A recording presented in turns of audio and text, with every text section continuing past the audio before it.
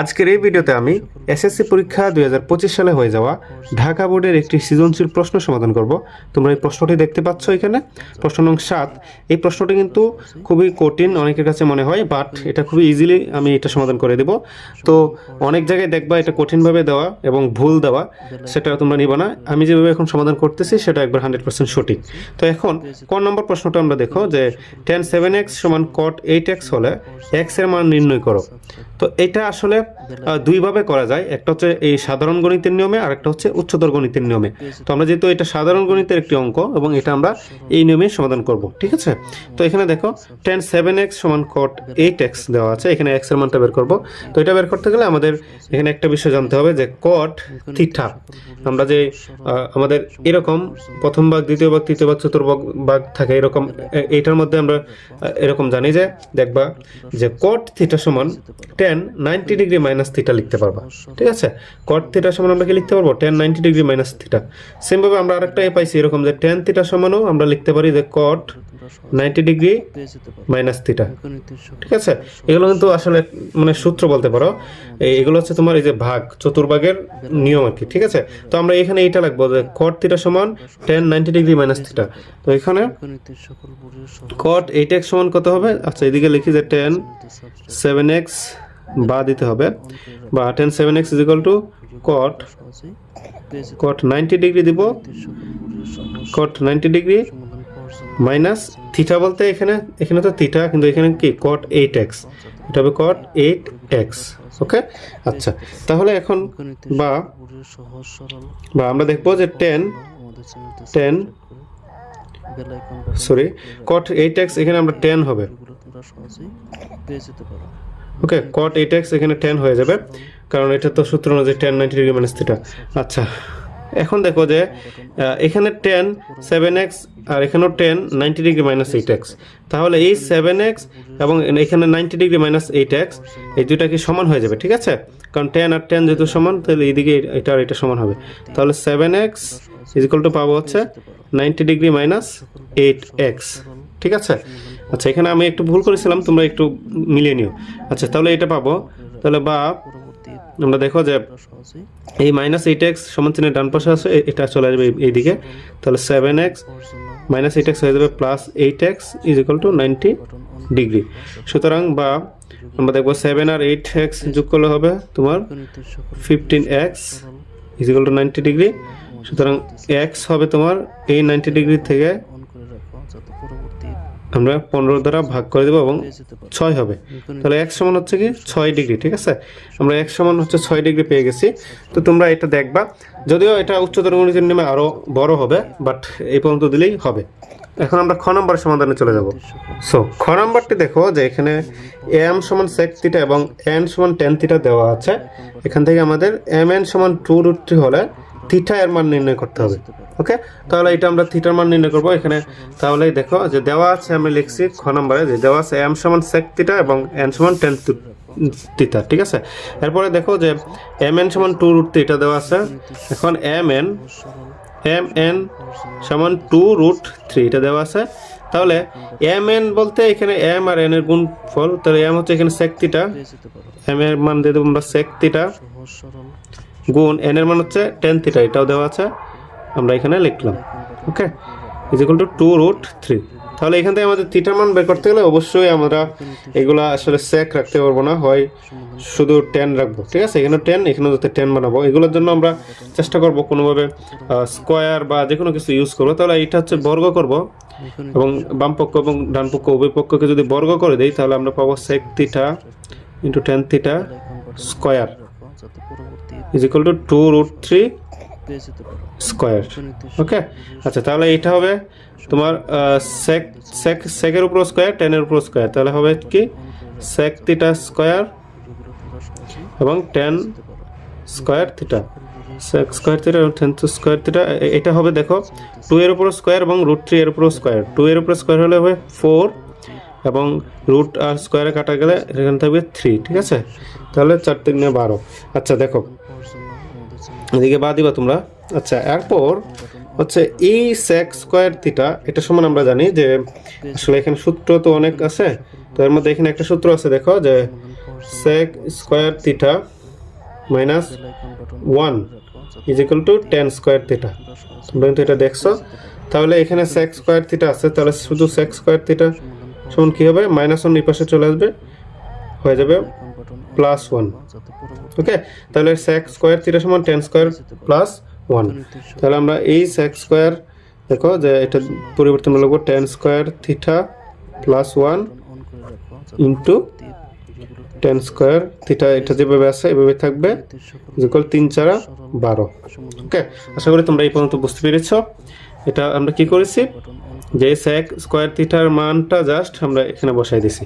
এখন এটার সাথে এটা গুণ, এই 1 এর সাথেও এটা গুণ, তাহলে হবে কি দেখো, বা tan স্কয়ার থিটা সাথে tan স্কয়ার থিটা গুণ করলে হবে 10⁴ থিটা, ঠিক আছে, স্কয়ার আর স্কয়ার গুণ করলে প্লাস এই 1 এর সাথে tan স্কয়ার থিটার গুণ করলে হবে tan স্কয়ার থিটা একে tan স্কয়ার থিটা।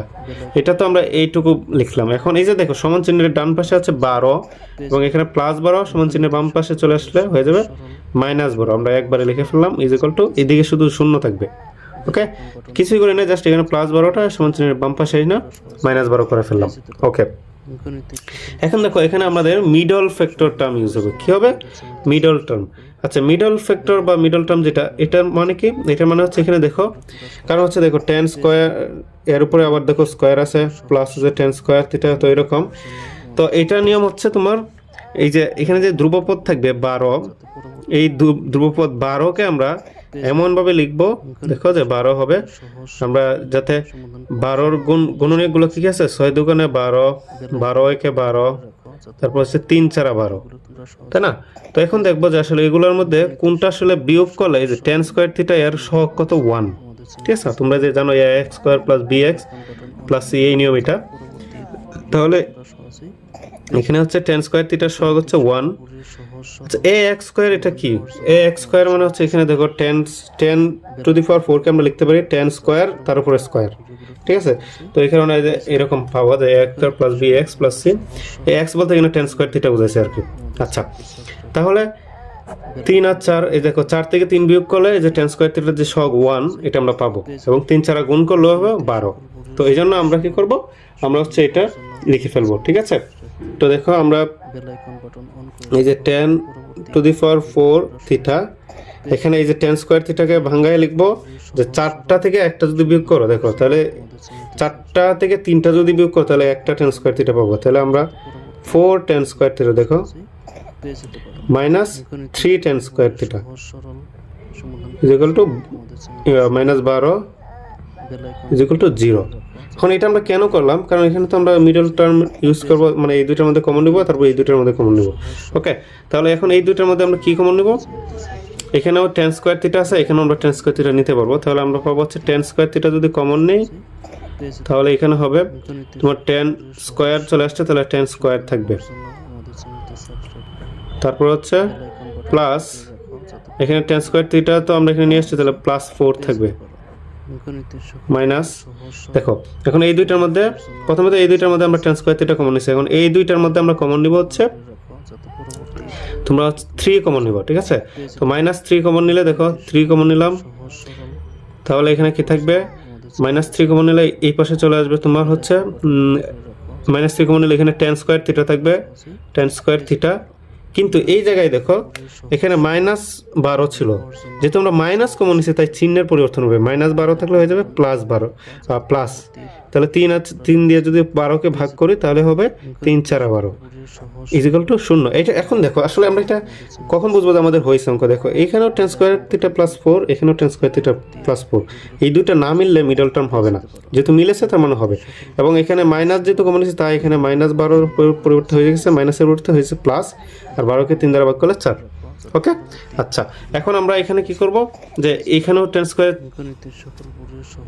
থিটা আছে +4 আছে এবং এখানেও আছে, তাহলে এইটা এবং এটার মধ্যে আমরা একটা লিখবো tan স্কয়ার থিটা +4। তাহলে দেখো এটার মধ্যে কি থাকবে, এটার মধ্যে থাকবে যে শুধু এটা tan স্কয়ার থিটা, আর এখানে থাকবে শুধু এই -3টা, তো কমনই নিলাম। তো এখন দেখো তাহলে এই যে দুইটার গুণফল পেয়ে গেছে আমরা 0, তাহলে হয় এটা সমান 0 অথবা এটা সমান 0। তাহলে সুতরাং আমরা এখানে একটা টান দিব, দাগ দিব, দিয়ে লিখবো হয় এইটা tan স্কয়ার থিটা প্লাস 4 0 অথবা এইদিকে tan স্কয়ার থিটা মাইনাস 3 0। তাহলে আমাদের এখানে tan স্কয়ার থিটা সমান কত হয়? tan স্কয়ার থিটা সমান +4 সমান চিহ্ন ডান পাশে গেলে হয়ে যাবে -4। তো এখানে একটা থিটা এরকম -4 কখনো হতে পারে না, তো যার কারণে যা কি গ্রহণযোগ্য নয়, গ্রহণযোগ্য নয়। ওকে, তাহলে আমাদের এটা হবে না, মানে থিটার মানও বের করতে পারবো না এখানে, এটা আমাদের হবেই না, কারণ এখানে -4 আসছে। আচ্ছা, যদি প্লাস আসতো তাহলে একটু ভেবে দেখা যেত, কিন্তু এখানে এটা হবে না। আচ্ছা, তাহলে tan স্কয়ার থিটা -3 0, এখান থেকে দেখো tan স্কয়ার থিটা -3 সমান চিহ্ন ডান পাশে গেলে হয়ে যাবে +3।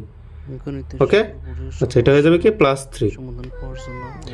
এখন দেখো, এখন যেহেতু এটা +3 আর এদিকে স্কয়ার আছে, তাই আমরা একটা তুলে দিলে হবে tan থিটা √3। ওকে, তাহলে সুতরাং tan থিটা সমান তো √3, তাহলে tan কত ডিগ্রির মান আমরা জানি √3, tan 60 ডিগ্রি মান হচ্ছে √3। দেখো এখানে tan থিটা সমান tan 60 ডিগ্রি, তাহলে থিটা সমান 60 ডিগ্রি হবে, সুতরাং থিটা সমান 60 ডিগ্রি। আর এইদিকে হবে না, কারণ এটা তুমি যদি এখন স্কয়ার তুলতে দাও tan থিটা সমান ওই যে √-4 হয়ে যাবে, যা একটা অবাস্তব সংখ্যা হয়ে যাবে। ঠিক আছে, তো এটা আমরা দিয়ে জটিল সংখ্যা হয়ে যাবে, তাহলে আমরা এই জটিল সংখ্যা দিয়ে আমরা গ্রহণযোগ্য নয় এটা লিখবো, কিন্তু এটা আমাদের হবে। ওকে, আচ্ছা, এখন আমরা গ নম্বরের সমাধানে চলে যাব। সো গ নম্বর প্রশ্নটি দেখো, গ নম্বরে বলা হয়েছে দৃশ্যকল্প 1 এবং দৃশ্যকল্প 2 এখানে সম্পূর্ণ খুঁটির দৈর্ঘ্য নির্ণয় করো। মানে এখানে দৃশ্যকল্প 1 থেকে, ঠিক আছে, একটি খুঁটি এমনভাবে ভেঙে গেল যে ভাঙা অংশের সাথে 30 ডিগ্রি কোণ উৎপন্ন করে খুঁটির গোড়া থেকে 18 মিটার দূরে ভূমি স্পর্শ করে। তাহলে আমাদের এখানে চিত্র একটা আঁকতে হবে। ঠিক আছে, তো আমাদের সমাধানের শুরুতে দেখো আমি একটা চিত্র আঁকবো, তার আগে এই লেখাটাও এখানে লিখতে হবে। তো যদি পরীক্ষাতে সময় না থাকে শুধু চিত্র দিলেও হবে। তো আমরা দেখো লেখাটা দেখো, মনে করি সম্পূর্ণ খুঁটির দৈর্ঘ্য AB সমান h মিটার। মানে আমরা আগে, আচ্ছা আমি আগে চিত্রটা লিখি। দেখো যে এটা হচ্ছে একটা ধরো খুঁটি, ঠিক আছে, এটা ছিল একটা খুঁটি, এটা হচ্ছে ভূমি এবং এটা হচ্ছে সর্ব উচ্চতা। তাহলে এই খুঁটিটার দৈর্ঘ্য কত আমরা জানি, নর্মালি যেহেতু আমরা খুঁটিটা নিচ্ছি এটা সমান h মিটার ধরে নেব। কি ধরে নেব? h metre. ওকে, আচ্ছা, এই খুঁটিটা সম্পূর্ণ খুঁটিটা হচ্ছে h মিটার ধরে নিলাম। আচ্ছা, মানে প্রশ্ন অনুযায়ী যে এই খুঁটি এমনভাবে ভেঙে গেল যে ভাঙ্গা অংশের সাথে 30 ডিগ্রি কোণ উৎপন্ন করে। আচ্ছা, তাহলে এটা ভেঙে গেছে, এটা কোথায় ভাঙছে এটা আমরা জানি না কোথায় ভাঙছে। এটা ধরো এই পর্যন্ত ভাঙছে বা এখানে ভাঙছে, তো তুমি একটা ধরে নিলা যে এই পর্যন্ত, এই জায়গাটায় ধরো ভাঙছে। ঠিক আছে, ধরো এই জায়গায় ভাঙছে, ভাঙার পরে এই যে খুঁটিটা তো সম্পূর্ণ এরকম ধারানো অবস্থা ছিল। ঠিক আছে, তো এই খুঁটিটা এখান থেকে যে উপরের এটা তো ভেঙে নিচে চলে আসবে। তাহলে এটা ভেঙে তোমার মনে করো যে এইদিকে নিচে চলে আসতে, তো আমরা এই জায়গায় ভাঙছে যেহেতু, তাই এটা আমরা লিখলাম। ওকে, তাহলে এই যে ভাঙছে, যে ভাঙ্গা অংশ বলছে যে ভাঙ্গা অংশ দেখো এটা ভাঙ্গা অংশের সাথে 30 ডিগ্রি কোণ উৎপন্ন করে। তাহলে এই যে ভাঙছে যে এই জায়গাটা, এখানে তোমার হচ্ছে 30 ডিগ্রি কোণ উৎপন্ন করছে। কত ডিগ্রি? 30 ডিগ্রি। দেখো তারপরে প্রশ্নটা হচ্ছে যে এখানে 30 ডিগ্রি কোণ উৎপন্ন করে খুঁটির গোড়া থেকে 18 মিটার দূরে ভূমি স্পর্শ করে। তাহলে খুঁটির গোড়া মানে হচ্ছে যে একবারে নিচে, এটা হচ্ছে গোড়া, এটা হচ্ছে সর্বোচ্চ। তো এই গোড়া থেকে 18 মিটার দূরে, মানে এই যে এই দিক দিয়ে 18 মিটার দূরে এটা এই দিকে যায় পড়ছে। মানে বুঝছো তো, এটা টোটাল ছিল, এটা ভেঙে এইদিকে এসে একবার 18 মিটার দূরে এসে পড়ছে। তো নর্মালি একটা খুঁটি তোমরা দেখবে ভেঙে এরকম ভাবেই হবে। তো এই 18 মিটার দূরে এসে, তার মানে এটা হচ্ছে কি 18 মিটার। ওকে, এবং এখান থেকে এটা, এবং আমরা যে বলছি এখান থেকে যে x মিটার যেখানে ভাঙছে, এখানে ধরো x মিটার উপরে ভাঙছে, এটার দৈর্ঘ্য কত হবে? এটুকু x মিটার। ওকে, তাহলে আমরা এখন ধরো এটা দিব a, এটা দিব ধরো যে b, এবং এটা দেব c, আর যেই জায়গায় ভাঙছে যে x, এখানে ধরো d দিলাম। ওকে, তো এই হচ্ছে একটা আমাদের চিত্র, এবং এই চিত্র অনুযায়ী এখন আমরা কি করব, এই লেখাটা লিখছি যে মনে করি সম্পূর্ণ খুঁটির দৈর্ঘ্য AB সমান h মিটার। তো তোমরা এই সেম কথাটা এখানে দেওয়া আছে। তো এখন আমরা তো আসলে এটা বের করব সম্পূর্ণ খুঁটির দৈর্ঘ্য, তো যার কারণে এরকম চিত্র হলে এখন দেখো যে এই যে BCD এটা একটা ত্রিভুজ পাইছি, এবং এই ত্রিভুজে তোমার হচ্ছে এই কোণটা হচ্ছে কি 30 ডিগ্রি হচ্ছে এখানে, এবং এইটার জন্য যে লম্ব বলতে কি এই যে বিসি, মানে এই কোণ আমরা জানি যে যে কোণ থাকে এই কোণের বিপরীত বা ওটা হচ্ছে লম্ব। অনেকে এটা ভুল করে, এই 30 ডিগ্রি লম্ব দিয়ে দিবা এইটা, যেটা একবারে ভুল। তাহলে এই 30 ডিগ্রির জন্য লম্ব হবে এই যে বিসি, এটা তো সমকোণ এবং অতিভুজ তো এটা, আর এটা তো হচ্ছে তার একটি বাহু ভূমি। আচ্ছা, এখন তাহলে এখান থেকে আমাদের প্রথমে আমরা কি করব, যে ত্রিভুজ দেখবো, যে ত্রিভুজ এই বি সি ডি এ আমাদের বের করতে হবে হচ্ছে এই বিডি এর মান, ঠিক আছে? কারণ দেখো এখানে বিসি দেওয়া আছে আর বিডি মানে এক্স এর মানটা আগে বের করে নেব। আচ্ছা, তো এখন আরেকটা কথা এখানে বলে রাখি, যে এই টোটাল মানটা যদি তোমার এইচ হয়, তাহলে যেই পর্যন্ত ভাঙছে এই পর্যন্ত যদি এক্স হয়, তাহলে এই বাকিটা কি হবে, এই টোটাল থেকে এই এক্সটা বিয়োগ হবে। এটা এই টোটাল মান হচ্ছে এইচ আর এটা হচ্ছে এক্স, তাহলে এইচ মাইনাস এক্স কি হবে, এটা সমান কত হবে, এইচ মাইনাস এক্স, এবং এইটুকু এখান থেকে এইটুকু, এবং এইটুকু জায়গায় তো আমরা বলছি যে এটা নিচ দিয়ে পড়ছে, তার মানে এটার মানে হবে কি এইচ মাইনাস এক্স, কারণ এটা যেটা এটা তো এটাই, যদিও এখানে ছোট দেখাচ্ছে কারণ এটা তো মানে আমি খাতায় আঁকছি যেহেতু। আচ্ছা, তাহলে এটা এইচ মাইনাস এক্স, তার মানে আগে আমাদের এই এক্স এর মান বের করতে হবে, তারপর এই এক্স এর মান এখানে বসাই দিলে এইচ এর মানও পেয়ে যাবো একটা সূত্রের মাধ্যমে। দেখো আমি কিভাবে করে, এখন দেখো বি সি ডি এ তোমার হচ্ছে কোণ, ঠিক আছে? আমরা এখানে যেহেতু এই এক্স এবং 18 দেওয়া আছে, এই এক্স বের করতে হলে এটা হচ্ছে ভূমি, এটা হচ্ছে লম্ব এই কোণের জন্য, তাহলে লম্ব আর ভূমির মধ্যে সম্পর্ক জানি যে টেন, তাহলে টেন তোমার হচ্ছে 30 ডিগ্রি, ঠিক আছে? দেখো টেন 30 ডিগ্রি সমান লম্ব বাই ভূমি, তাহলে এখানে লম্ব কত, লম্ব হচ্ছে তোমার বিসি, বিসি আর ভূমি হচ্ছে বিডি, তাহলে বিডি, ঠিক আছে? তাহলে টেন 30 ডিগ্রির মান কত, টেন 30 ডিগ্রির মান হচ্ছে 1/√3, 1/√3 is equal to BC by BD. তাহলে বিসি এর মান হচ্ছে 18, আমরা দিলাম 18, আর হচ্ছে বিডি এর মান হচ্ছে এক্স, বিডি এর মান কত হচ্ছে এক্স। আশা করি তোমরা এটুকু বুঝতে পেরেছো, কারণ এটা তো লম্ব বাই ভূমি। আচ্ছা, এখন এই এক্স এর সাথে 18 একের গুণ আর 18 এর সাথে √3 এর গুণ, তাহলে পাবো হচ্ছে এক্স ইজ ইকুয়াল টু 18√3, 18 গুণ √3, সুতরাং এক্স ইজ ইকুয়াল টু কত পাইছি আমরা 18, এটা মনে রাখতে হবে 18√3। আচ্ছা, এখন এই 18√3 আমরা এটা বের করে ফেললাম এইভাবে, এটা চাইলে ভগ্নাংশ দিয়েও করতে পারো, কিন্তু যেভাবে সেভাবে থাকুক। আচ্ছা, এখন হচ্ছে তোমার কি করবে, এখন তোমরা যেটা করবে হচ্ছে যে এই এখন আরেকটা সম্পর্ক নিতে হবে, যেটা হচ্ছে এইচ মাইনাস এক্স, মানে এইটা মানে হচ্ছে অতিভুজ, এবং যে মাত্র যেটা বের করলাম আমরা, যে তোমার হচ্ছে মাত্র যেটা বের করলাম হচ্ছে এই ভূমি, অতিভুজ বাই ভূমি, অথবা তোমরা যেটা করতে পারো যে অতিভুজ বাই এই হচ্ছে কি লম্ব, এই কোণের জন্য এটা হচ্ছে লম্ব, অতিভুজ বাই লম্ব, এরকম একটা সম্পর্ক আমরা জানি, বা লম্ব বাই অতিভুজ, এটা সম্পর্ক কি, এটা হচ্ছে তোমার সাইন থিটা, তাহলে সাইন এই 30 ডিগ্রি সমান, আবার এখানে লাগবে আবার সাইন 30 ডিগ্রি সমান লম্ব বাই অতিভুজ, তাহলে লম্ব এখানে কত বিসি আর অতিভুজ হচ্ছে এইচ মাইনাস এক্স, তাহলে BC by H minus X মানে হচ্ছে সিডি, আমরা আগে একটু সিডি লিখি, তারপরে এখন আমরা এখানে মানগুলো লিখবো। সাইন 30 ডিগ্রি মান হচ্ছে কত, হাফ 1/2, এটা লিখে ফেললাম, এটা তোমরা মুখস্থ জানতে হবে। সেম ভাবে এখানে tan 30 ডিগ্রি মান যেমন 1/√3 জানো, তাহলে বিসি মানে হচ্ছে তোমার 18, আর সিডি হচ্ছে তোমার এইচ মাইনাস এক্স, কি এইচ মাইনাস এক্স, তাহলে এইচ হচ্ছে তো তোমার কোটির সম্পূর্ণ দৈর্ঘ্য, ঠিক আছে? এটা তো বের করতে হবে, এবং এক্স এর মান তো আমরা একটু আগে বের করছি 18√3, অথবা 18 সাথে √3 গুণ করে দেখবো ক্যালকুলেটরে যত আসে ততই। তো এখন আমরা দেখো এইচ মাইনাস এক্স এর সাথে 1 এর গুণ, তোমরা চাইলে এক্স এর মান এখানে বসাই দিতে পারো ডাইরেক্ট, কিন্তু আমি একটু পরে বসাচ্ছি। দেখো এইচ মাইনাস এক্স সমান 1, মানে এইচ মাইনাস এক্স এর সাথে 1 গুণ করলে H minus x is equal two এই 18 এর সাথে 2 গুণ, মানে এটা আর এটা গুণ, এটা গুণ, টার আর গুণ বলে, বা এইচ ইজ ইকুয়াল টু 18 গুণ 2 সমান হচ্ছে 18 দুগুণে 36, আর মাইনাস এক্স সমান চিহ্ন ডান পাশে চলে আসবে, হয়ে যাবে প্লাস এক্স। ওকে, এবং আমরা 36 প্লাস এক্স এর মান একটু আগে বের করছি না 18√3, তোমরা চাইলে আগেও এখানেও দিতে পারো, অথবা আমরা মাত্র দিচ্ছি 18√3, ঠিক আছে? তাইলে এখন আমরা দেখো 36 প্লাস 18√3, এটা কি যেভাবে সেভাবে থাকবে? হ্যাঁ, এভাবে থাকতে পারে, কিন্তু এখানে অনেকে একটা ভুল করবা যে 36 আর 18 যোগ করে ফেলবা, যেটা কিন্তু করা যাবে না। তোমরা 36 সাথে 18 রুট 3, এই যে 18 রুট 3 যে মান, এটা ক্যালকুলেটরে দেখবে কত আসে এবং সেটা এখানে তোমরা বসিয়ে দিয়ে এটার সাথে 36 প্লাস 18 রুট 3 এর মান যত আসে 18 এর সাথে রুট 3 গুণ করে এবং সেটা যোগ করে দিবা। 18 রুট 3 গুণ করার পরে যেটা হবে এটা এখানে গুণ করে দিবা। তাহলে ক্যালকুলেটরে দেখবা যে 18 রুট 3 মানে 18 এর সাথে রুট 3 গুণ করলে পাবা হচ্ছে 31.1, তারপর হচ্ছে 769, এটা হবে। ঠিক আছে, এখন এটার সাথে এটা যোগ করবা 67.1769 আরো আছে, তো এটা লাগবে না, এই পর্যন্ত দিলেই হবে।